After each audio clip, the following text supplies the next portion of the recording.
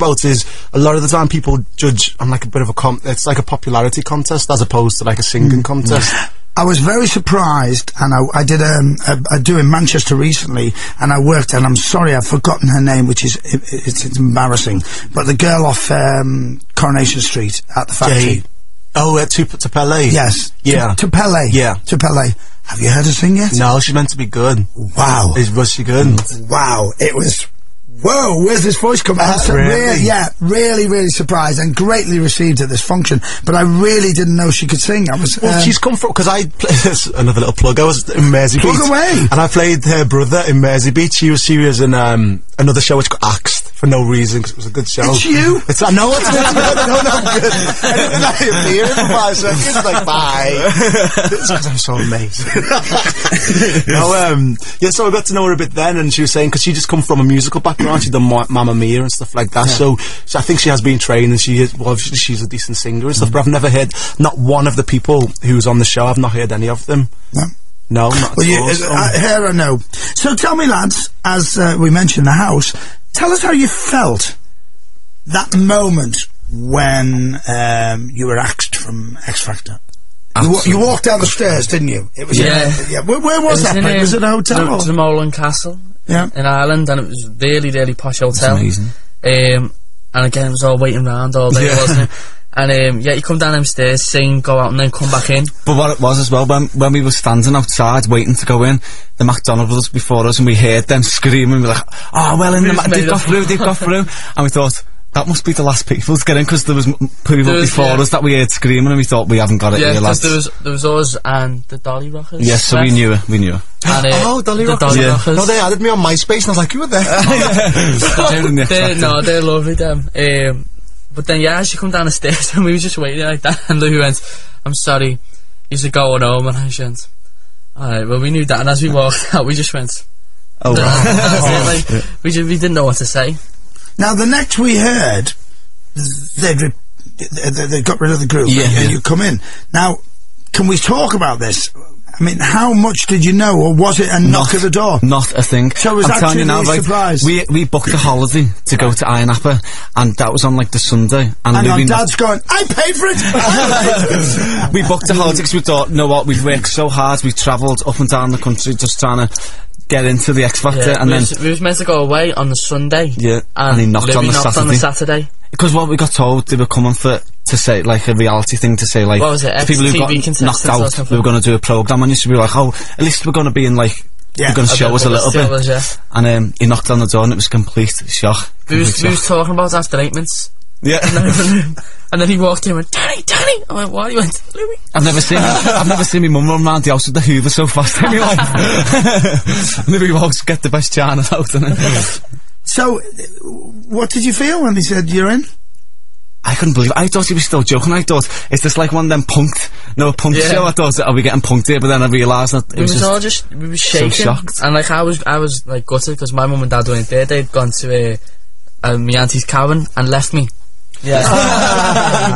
And left me. Bless. And but with a bowl of food, or did they have to? No, they left me in his house. Ended up staying in his house. And like, as soon as Louis had gone, I phoned them. I went, oh, guess what, we're back in. And then within like 2 hours, they were back. We had to hide. We had to go, because we told all our families that we were actually going to Iron Apple for 2 weeks. We couldn't tell them that we were back on the show, so we had to go and hide. Really? Yeah, we had to go and hide. So you had to lie to your family as well? Lie to his girlfriend, this one here. Why couldn't you tell them you're back in the show? Because it was all like secret, that avenue being. Oh, I'd not been on. No, it hadn't been on telly. And of course, it hit the papers. I know one of the boys from Avenue. He used to be in my old band, Johnny. Oh, Johnny, yeah. He's a dancer, isn't he? Yeah. I know Johnny himself. I used to be in a band with him. I was like, oh no. I didn't know they got kicked. I didn't know all the madness. Yeah. Because I only watched the shows when you were actually in it. I didn't watch the I just hate the way they make fools of people. I just don't like to watch that. Yeah, I agree with you, but the people that go there know what they're going to. Yeah, but I don't think they actually know that they're not.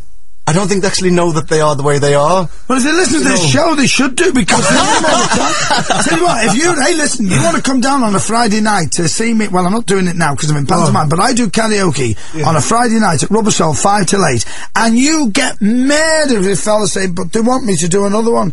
They thought you were they were you're crap. They love me. Well, then they need bringing down. It's like all Do you know what? They record themselves, because that was the biggest shock to me when I was first starting off singing, and I actually got a recorder and my brother's little karaoke machine, sung into it, and it was the worst thing I've ever gonna admit that I said that. No, everyone hates the sound of their own voice. No, but you get to, it's not the sound of it, it's just you think it sounds a certain way in your head, and it just didn't. So then I tried to make it sound like it sounds in my head, and that's how I've kind of tried to better myself bit by bit. But most people don't have that. They just hear what they hear, and it's like, woo! Yeah. That group must have been gutted they were thrown out. Yeah, well, we felt for the lads as well, because we knew what it was like to be kicked out the competition completely, and it was absolutely gutted, and to be told that you're in it, and then you're out. And then out, it must have been worse for them, like, so.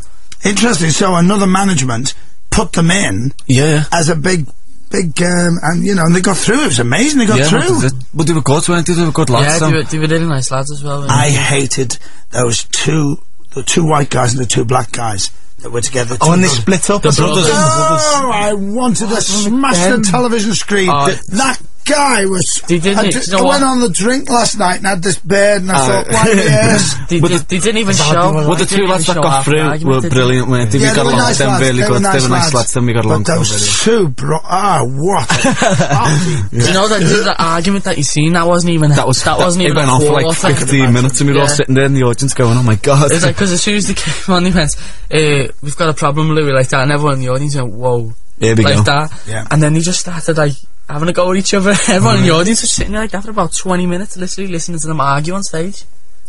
Amazing. Pity we couldn't see the outtakes. Isn't it? Well, probably on the DVD. It just showed all our puppets. If you just joined us, it's his pre-price, and I've got Daniel and David from Eton Road, and I've got Leon Lopez, who's going into. Have we found out what it's called? Superstar.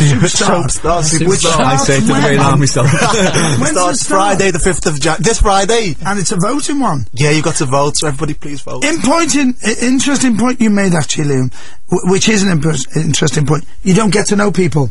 No, I understand what you mean there. And also, because I think straight away you're watching it and people are watching the characters that they see on TV, so that's why it's like, oh, well, I like that person because I like his character. And to be honest, the people taking part aren't like the character. So, but then you get... Really, I think people should vote because it's a singing competition. Because that's what it is. I mean, although it's going on, and it's for fun. And let's not forget, it is for charity. Like, I'd like to mention, I'm singing for the Western Spirit. It's the charity set up by Simon Weston to help kids. You've done a lot for that, haven't you? I was a member of it when I was a kid, you see. So kind of, they did like things for me and whatever. So I always try and give stuff back and do talks and stuff for them if ever I can. But yeah, hopefully we'll raise lots of money and lots of awareness because people think it's a cult, but it's not. It's Western Spirit, but it's Simon Weston, you know, the Falklands War hero, and it's a fantastic charity to help kids in inner city areas who haven't got the opportunities that other children do have. Right, we've got lots of questions coming in, which we shall put to the lads. If you want to text us, it's 80967. Leon's on with us as well. 80967.